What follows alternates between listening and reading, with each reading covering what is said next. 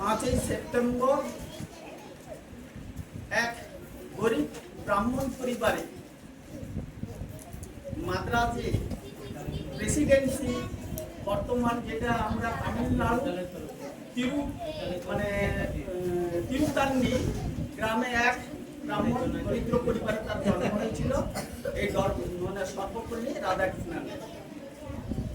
তার অবদান শুধু বললে শিক্ষকের এই যে আচরণগুলো, তিনি সর্বপল্লী রাধাকৃষ্ণনের নাম অনুসারে তিনি ছিলেন 1952 সাল থেকে 1957 সাল পর্যন্ত উপরাষ্ট্রপতি, তৃতীয় রাষ্ট্রপতি। তার নামে শিক্ষা কমিশনও হয়েছিল, রাধাকৃষ্ণন শিক্ষা কমিশন।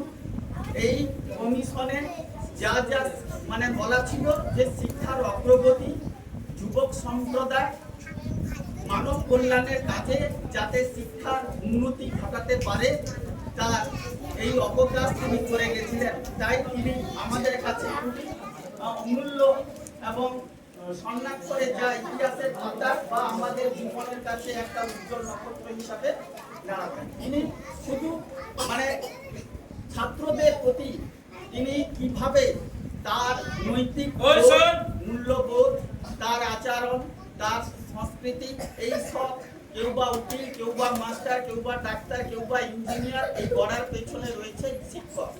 তিনি তার প্রথম জীবনে আমাদের প্রধান শিক্ষক মহাশয় বলে গেছেন যে তিনি এই দিনটাকে তার অক্সফোর্ড বিশ্ববিদ্যালয়ে তিনি যখন অধ্যাপকের কাজ করছিলেন, তিনি তার ছাত্ররা চেয়েছিল যে ওই দিনটাকে শিক্ষক দিবস হিসাবে নয়, তার জন্ম দিবস হিসাবে। তিনি এই মত পোষণ করেন এবং তার তিনি বলেন যে এই যদি আমার জন্মদিন শিক্ষক দিবস হিসেবে, জাতীয় শিক্ষক দিবস হিসেবে যদি উদযাপন করা হয়, তাহলে ওই দিনটাকে সমস্ত জাতির শিক্ষক দিবস হিসাবে পরিগণিত হয়।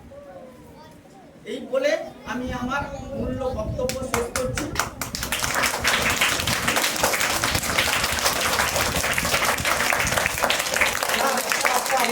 আমরা সরাসরি চলে যাচ্ছি অনেক ধরে যে সমস্ত ছেলেমেয়েরা নিজেদেরকে তৈরি করেছে ছড়া আবৃত্তি এবং বক্তৃতা দেওয়ার জন্য, তাদের